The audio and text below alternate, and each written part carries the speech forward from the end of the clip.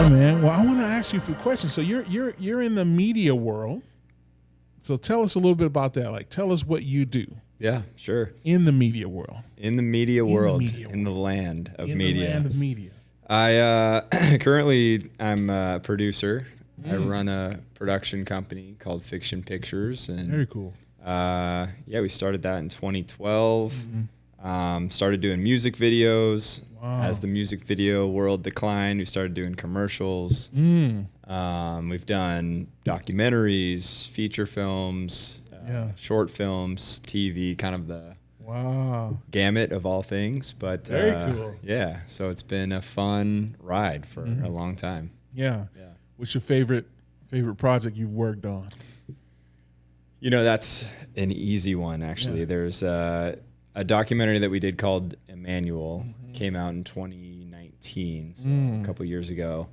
But by far, that was the most impactful for me, and I feel like for other people as well. It was a feature-length documentary about the Charleston church shooting that happened. Yeah, man, I was there when that premiere. Thank you for the invite, by the way. Yeah. I was there at that premiere, and I think, was it Century City? Or Yeah, that was awesome, man. That was, man, I straight teared up, man. That got me, man. That was a really awesome production, really well done. I appreciate that. Yeah, you guys killed it on that, man. Yeah, we had an amazing director named Brian Ivey who just poured into the project. Like, you know, you don't always get a project where the director is like so far into it and has done all of his research and like cares so much about the heartbeat of the story. Yeah, that was I mean, it was a huge blessing to work with him and our whole crew. And some other great producers as well. So that's so cool, man. And then that was with Viola Davis and Steph Curry. Yep. So what did they do? They just funded the project, or they came on to really help with the distribution side of things. Okay. So they like really loved the film, both of them, and so they came on as executive producers, and we're so pumped to be a part of it. They really raised it to a level that was, you know, at the end of the day, we wanted as many people to see it as possible. You know, it's about what happened somewhat, you know. Most people know the story, not everyone does. So we go over kind of what happened, the history of racism in Charleston as well, in the United States. And but the heartbeat is really about forgiveness. You know, there's a story, an amazing story about forgiveness that, you know, not everyone knows about. You know, they know about what happened, the murders, all of that, and they don't know about this incredible act of forgiveness. And that is really what the story focuses on, and how forgiveness can live in like one of the worst crimes done to, you know, the victims we're talking about. So very, very special place for me.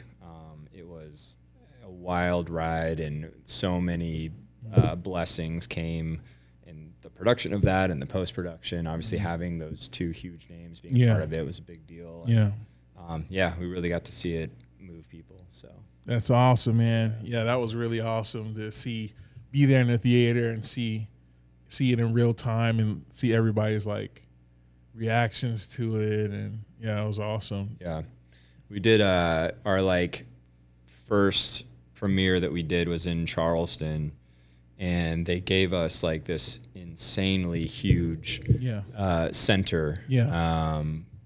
I can't remember the name off the top of my head, unfortunately, but they donated it to us to be able to show this. And I think we had like 800 plus people there or something, but so many people that were obviously involved in making the project, but people who are, you know, in government in the town and city officials, and all these people come down. And that was a surreal experience because, you know, us not being from there, kind of being outsiders and really feeling welcomed by the city to tell their story was a big deal. But it was a very emotional premiere, to say the least. Yeah, because you're in Charleston where it happened. Right.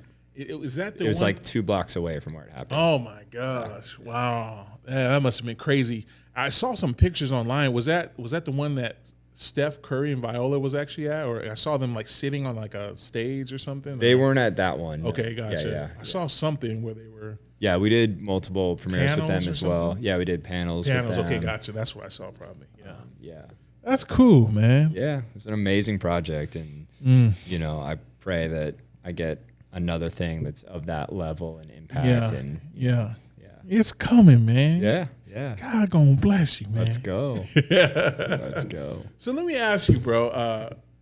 How did you get started into film and media? Is that something that you always knew that you would do, or is that just like came out of left field? Like, tell us the story, the journey. Yeah. No, I did know at a young age. Okay. How young? I was probably like, I would say 13 or 14. I was like a skateboarder. I was a little skate rat. Okay. And, you know, back then we were making our like highlight videos, like to try to get sponsors and stuff. Okay.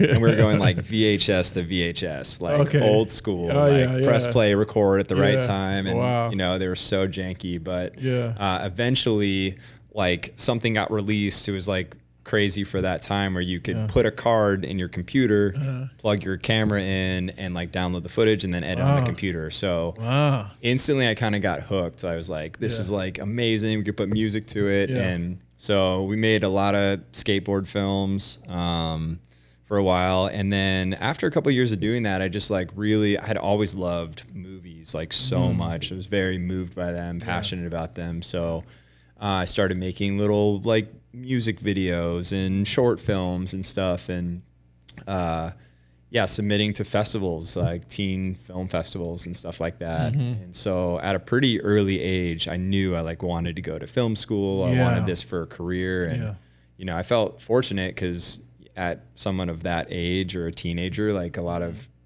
my friends didn't know what they wanted to do, and I was like, everyone was like, this is what you're doing. Like, we see it in you kind of thing. And it happened. This is your destiny. Yeah. They said it in that voice too. Only one can wield the ring, Frodo. Dude, I bet you would do a great voice like for like commercials. I've done a few. Have you done any acting ever, or? Oh yeah, just a few, man. Just a couple TV shows, and you know. Do you ever do voice work though?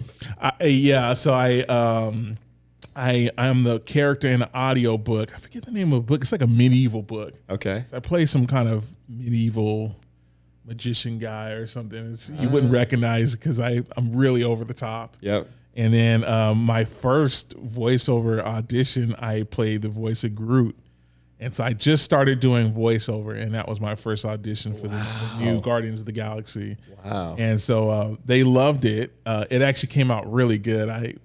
All my friends play it back, and so now they give me Groot toys because I sounded so much like Groot. No way. The problem was I don't have a resume in voiceover, and so they were like, we can't hire somebody who doesn't have a resume. But it was really good. Yeah. You got beat out by Vin Diesel, I think, right? Was that man? Didn't he do the voice? Or yeah, he did. But man, dude, I had that. You were there. It sounded like Vin Diesel, man. Can you do it right now?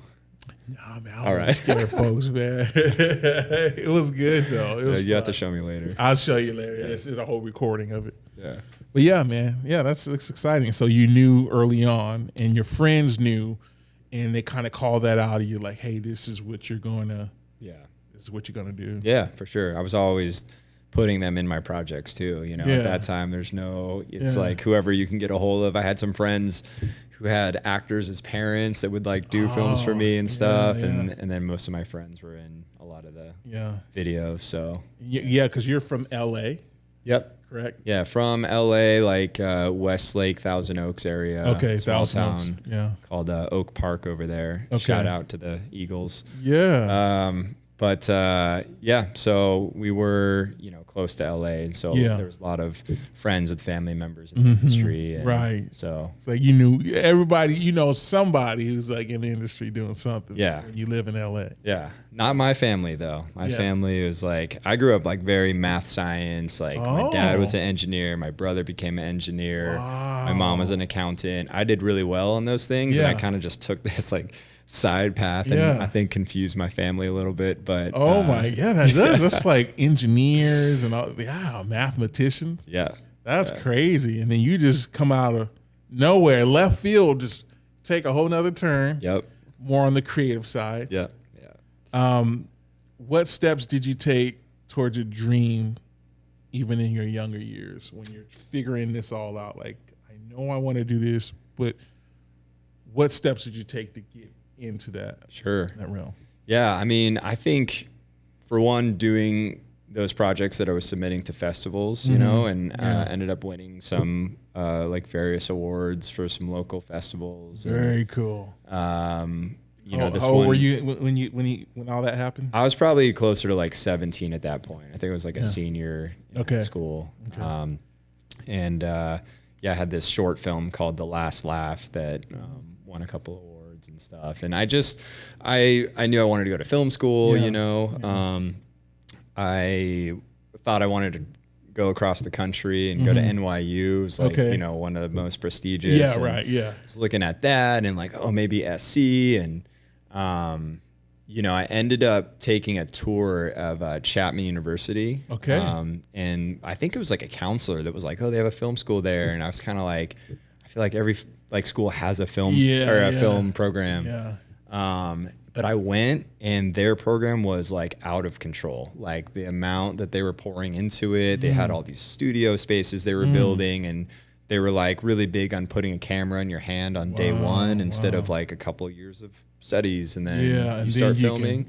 So I was like hooked immediately, and I loved the film school there. Like it was really amazing, and the classes were small. You had a lot of like, you know, intimate availability with the teachers and stuff. So I learned so much there, and, you know, did so many different roles from directing to cinematography to, you know, sound. They kind of put you through all of it. And then, wow. Yeah. So I guess that was the next biggest step, was going to Chapman and, straight out of high school, straight into Chapman University. Yep. Didn't skip a beat. I was ready. What was that like? Like, what was your experience? You know, first time being in college, studying something that you're super passionate about, that has been kind of prophesied over you. Walk us through that experience. Like, what was that like? Yeah. It was amazing. I felt like, you know, you're in high school, or all school that you know is like, this is what you're learning. Like maybe you could choose a class here or there, but it's like, these are the things that you have to take and have to learn. And there's not really a lot of opportunity for like exploring your passions, you know, like maybe if you like love carpentry and you want to do wood shop, like that's like a class, but we didn't even have a film program at my high school. We had like one acting class that everyone took. That was an amazing, fun time, but you know, drama class. Yeah. To be or not to be? That is the question. I wish I was in drama class with you, man. It's funny. Yeah. But yeah, being there, and like now we get to like get our hands on film cameras. Like at that time we weren't even in the digital space. Like they had video cameras, but we were shooting on film and developing film, and like, you know, just like the way that the people that I looked up to and directors I looked up to were doing.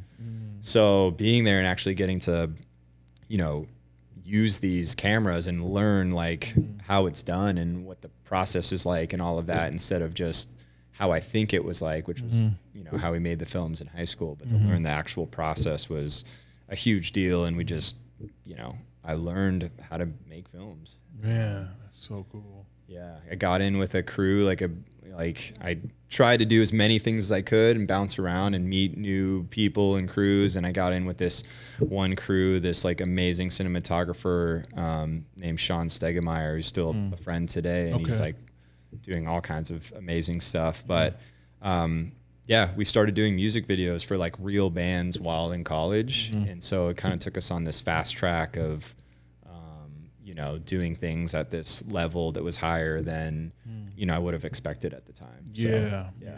Wow. That's so cool, man. I loved it there. Yeah. So you found a community. Yeah. And this was in college. Yep. Yeah. You surrounded yourself around a community that encouraged you, empowered you to go deeper into that world. Yep. That's so cool. I feel like that's important to anything, is like to get with a crew that you can run with similar passions and goals, because it really does like help push and propel you into like higher elevation of what you want to do.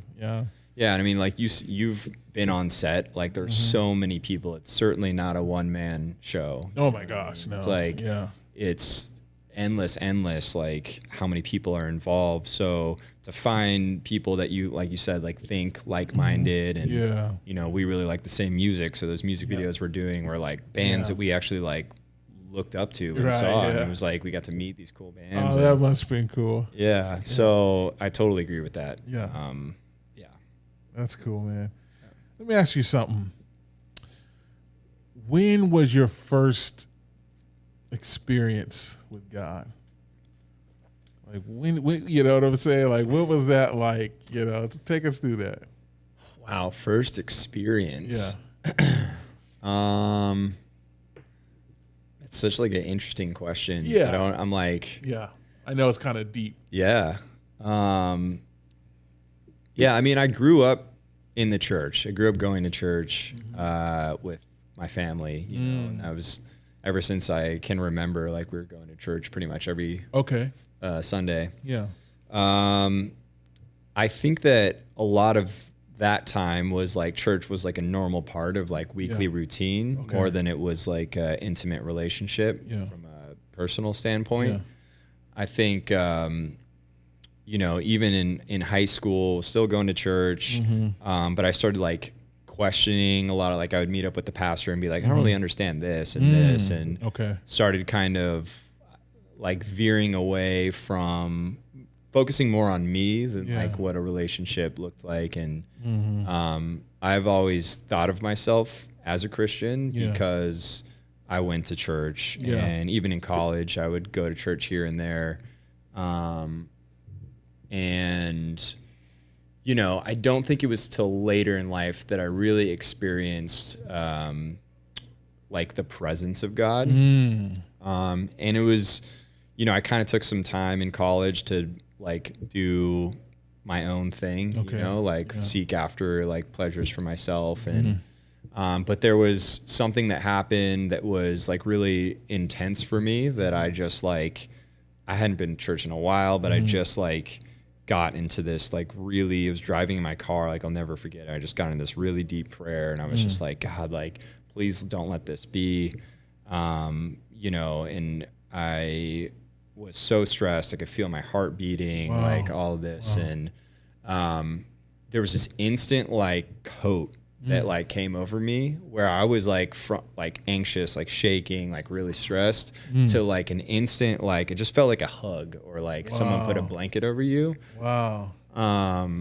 So I feel like that's like the first time that I can remember like feeling the presence of God. And I was just like blown away because I never felt, to go from like here to here in an instant was new to me. So yeah, that was definitely the first time that I felt his presence. You felt the Father's embrace. Yes. You felt him envelop you with his shalom. Yep. Come on, baby. That was good. That's so good. And so how did that impact you from here on out at that point? You're in college at that point when that kind of happened? Probably like a freshman or sophomore. Okay. How did that impact the rest of your journey through your studies, through school, and all that? Yeah. I would say it planted a seed. Okay. Because it wasn't like from that moment I was like, cool, like I'm going to go in this direction and seek a relationship. I don't think I even really knew what a relationship God like for myself looked like. Okay, you were still discovering. Yeah. So, or it's almost like my parents taking me to church planted the initial seed, and then this is like it sprouted a little bit. And I was like, oh, okay. Anyways, the things that I, you know, my lifestyle that I want to live, I'm going to keep doing that. And maybe I'll go to church a little more here and there. But it wasn't until later, I mean, I think I was like 27, where I really just went through something. I went through a breakup. I was at like a really low point. And, you know, I at that time I had been going to church, and I started like learning about small groups, and I had a friend that like kept trying to get me to come to his small group. So I kind of had this fork in the road where I had this like group of friends that was like the lifestyle I'd been living all through college and after, and going out every weekend, and this group of friends that, were, really focused on their spiritual walk. And, it wasn't like a fork, like I had to choose one or the other, but I felt like I had to prioritize one or the other. Yeah. And so at that time I decided to, really seek a relationship with God. And I had not been baptized before. My parents wanted us to like make that decision for ourselves. And, I ended up getting baptized that year. I was 27. It was like in the ocean, big surfer. So the ocean was only appropriate. I actually didn't even know that you could do that. Like I called my church and I was like, hey, like I really want to get baptized, but I'll be out of town this next baptism thing. Like when's the next one coming up? And they responded, and they're like, look, like it's amazing to do here and we'd love to have you, but like it doesn't have to be here. Right, and like I didn't even know that. Like I didn't even know that, I thought it like had to be like you're a pastor, like in the thing in the front of the church. Got baptized in the ocean, and that's when I things really changed for me. And I started focusing on an actual relationship with him. Man, that's amazing. Yeah. So that baptism really, changed everything. It was like your transformative moment. Yeah. Yeah. It's interesting because it's, religious, the religious like perspective is always like in the church in front of everybody. And it's this whole like procedure. Everybody dresses in white linen and you go down to the water, But yeah, I know mine's was like that. My first time I got baptized, it was like at some church in Oakland, California. And I was just like big old kid. Yeah. Going in dressed in white. And you were dressed in white? Yeah, you had to dress in white. Everybody had to wear white sheets and stuff like that. Wow. And, yeah, man, I hit my growth spurt. So, man, I remember I walked up to, it was my turn, and the pastor he had that little twinkle of nervous in his eye. And then I get in the water, and then he dunks me down, and he struggles to bring me back up because I'm so heavy. He's like, somebody help me. So I stayed down a little longer. So you got extra baptized. I got extra baptized. Yeah. They were like, I think he just didn't know that it took so much strength to bring this big kid back up, so he wasn't expecting. Yeah, that was like middle of football probably. Yeah, it was, man. I hit a lot of spurts, man. Yeah. That's cool, man. That's exciting. What was your first job in media after, college? I don't know, like if it was while you were still studying in school or if it came after that. Like what, Yeah, I did have like a job while I was in school. The last year, I worked at this place called New Band TV, and it was a place that it was in Orange County. It was in, I guess to be considered Costa Mesa.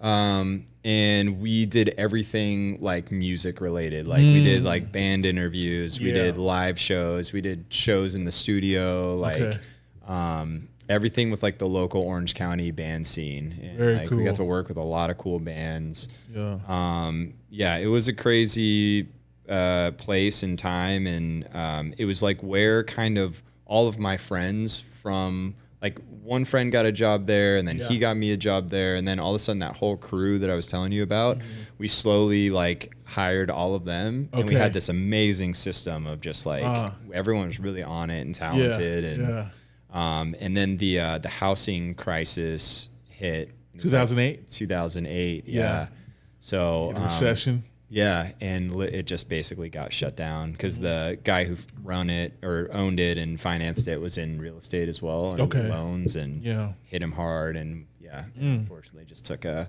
hard crash there. So so did that. That was my first job. And then I was kind of like in between, just like graduating college. Didn't know what I was going to do with my life or where I was going to live, and I ended up like living on a friend's couch in San Diego for like, I don't know, a few months. I think I remember you telling me this before. Yeah. That's cool. cool is one word. Yeah. My bad.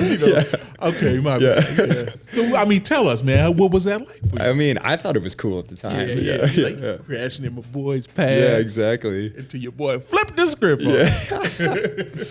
Yeah, and it, I think I was really like, what do I do? Where do I want to work? And I ended up like getting a job there at a club in San Diego, like downtown San Diego. And I was like the bottle service like guy that like brings out the like ice and all of this stuff. So that VIP section, you were the dude bring out the Cristal. Yes. Yeah. We bring out all that. It was like a lot of the chargers were always there. Okay. But yeah, definitely not the place that like God had envisioned for me. And I think I was really just trying to figure out what I was going to do. Like I didn't know how to transition from school into this, and we kind of had this crew, but we got shut down with the housing crisis. And, so it was kind of like a detour, a little bit. Slight detour, and probably not the like best detour, but it was the one that it was. But yeah, I'll never forget. I think I got home late one night. I mean, by the time you're done cleaning up and stuff, you're getting home at like 4 a.m. or whatever. And I got home and I just like got into prayer, and I was like, God, like I've been doing this for a few months now, and like I just know like this is not where you want me. This is not why I went to school. This is not why I did any of this. Like what do you want from me? Like, I don't know.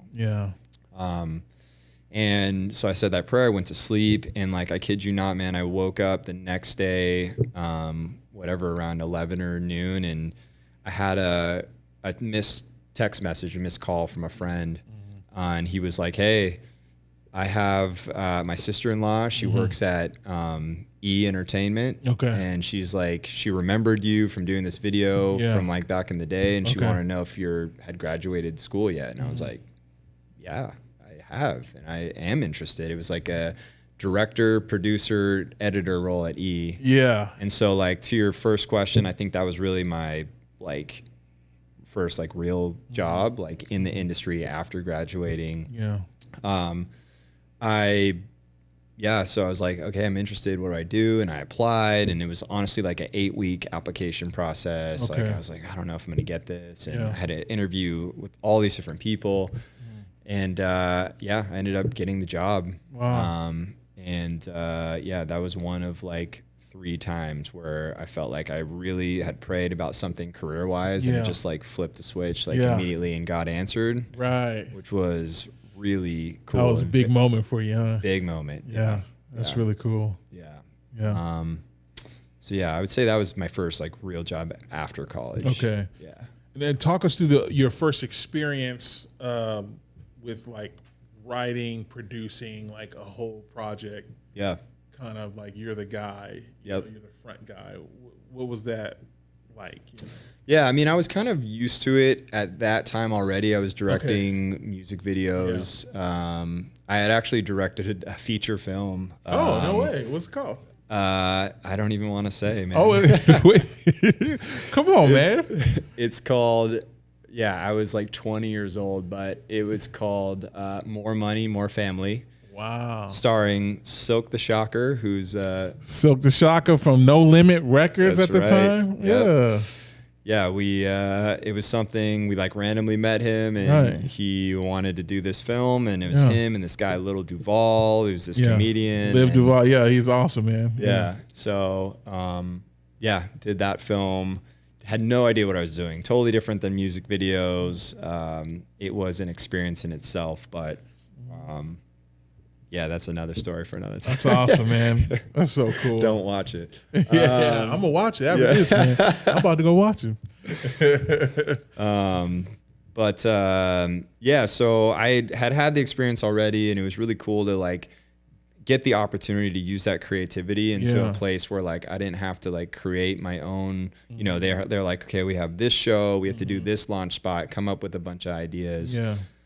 So I would concept some ideas out and run it by my boss. And then when one got approved, we'd take the show talent, whoever it was. There's a lot of different shows on E, and we pretty much did launch spots for all of them. So, yeah, we would take that and like getting to execute it on a level with budgets that were much different than I was used to. Yeah. They weren't like crazy big, but they were bigger than Yeah. I was used to as like a college kid, you know. And, That's awesome, man. so it was amazing to hop into that, and really, I had an incredible boss and incredible people that I worked with. Right. I didn't really like watch the channel. Like I didn't watch much of the programming of E. Maybe this show called The Soup. With Joe McHale. Yeah, right. Yeah. It's a good one, man. Yeah. It launched his career. Totally. Yeah. He's a cool dude too. But, you know, it was definitely a huge like launching point for me. Right. I learned so much there, and biggest thing you learned? What's that? Biggest thing I learned, that I wasn't a writer. Yeah. Yeah. I remember and everybody had all these corrections for you. You're like, okay. Yes. I was like, I could like create concepts and ideas, but like executing dialogue and stuff. Like there was one point I remember me and my boss sitting down, and I was like, you know, doing a lot of producing, doing a lot of directing, kind of writing. She would like always fix my scripts, and we just kind of came to this conclusion that it just wasn't a strong point of mine. Yeah. Which was a funny convo, but it really, I kind of went into there as a director and kind of came out as a producer. Very cool. Yeah. Yeah. Now, talking producing, you started a production company. What was that like when you started that? Like at what point did you start that? Yeah. You know, from that point of your first job and learning that I'm a producer, and then like now to production company. For sure. When did this idea come in? Yeah. I think we started the production company roughly 2 years after I had worked at E. Okay. And, you know, at that time it was really just a collective of guys. A lot of the guys that I'd worked with. Okay. Went to college with, same crew. Okay, gotcha. We're like, okay, we all have these different talents. Like, should we just like make a company? We called it Fiction Pictures, which was based off of my high school company name called Fiction Films, and we tried to think of names forever, and eventually they're like, should we just like repurpose your like high school thing? And that's where that name came from.